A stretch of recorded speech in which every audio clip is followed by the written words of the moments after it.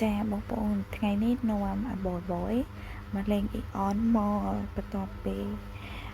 ថ្ងៃសម្រាប់ថ្ងៃអាទិត្យអញ្ចឹងទៅ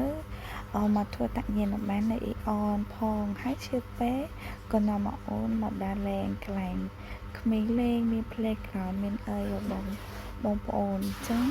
គាត់សប្បាយចិត្តមែនតើបងប្អូនដោយសារតែកន្លែងហ្នឹង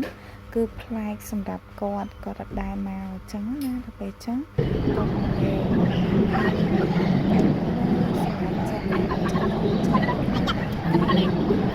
បានលើកផងខ្ញុំលើកផងអត់ចង់ចេញពីកន្លែងហ្នឹងទេតែទៅពេលគាត់ដើរលេងហត់ហើយបានយើងប្រឡប់គាត់ធ្វើបានគាត់ព្រមចេញគាត់ឃើញប្រដាប់ប្រដាក្មេងលេងច្រើនផ្លែគឺគាត់សប្បាយចិត្តគាត់អត់ចង់មកផ្ទះវិញទេបងប្អូន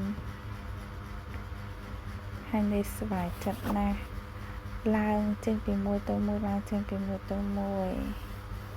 ចាំមកថាការពីខ្ញុំនៅក្មេងៗបងប្អូនដែលមានឧបករណ៍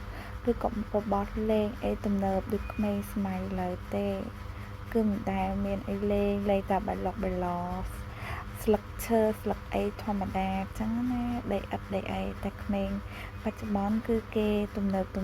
ងប្អូនរបស់របរលេងក៏កាន់តែរីកចម្រើនហើយកាលដែលខ្ញុំមកគឺមក3នាក់ប៉ាប៉ាហើយ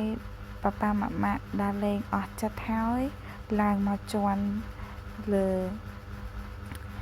ជន់កន្លែងមានផ្កាមានអីអង្គុយមើលទេសភាពថតកាច់រឹកកាច់រៀងមួយកូនអីចឹងណាបងប្អូនយើងមកដើរលេងយើងត្រូវថតខ្លះបន្ទាប់មកយើងចូលមកកន្លែងគេតាំងពីពណ៌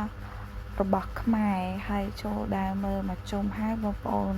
ម៉ោង2:10ជាងហែងហែវដែរបងប្អូនអញ្ចឹងក៏មកអង្គុយញ៉ាំអីចឹងណាហើយគាត់ក៏ហៅឲ្យញ៉ាំអាហារបែបជប៉ុនដែរភ្លក់តែរសជាតិតែមានអីបងប្អូនអាចទទួលយកបានឆ្ងាញ់ដែរតែគាត់ហែងតិចចឹងណាបងប្អូនបន្ទាប់ពីញ៉ាំអាហ្នឹងហើយក៏ឃ្លានចាប់ដើមទៅញ៉ាំនំបញ្ចុកបន្ទាប់ពីញ៉ាំនំបញ្ចុកហើយញ៉ាំឆ្អែតហើយក៏ត្រឡប់មកផ្ទះវិញបងប្អូននេះពួកយើងចុះពីជាន់ទី3មកជាន់ក្រោមហើយត្រឡប់ទៅផ្ទះវិញបងប្អូនអូ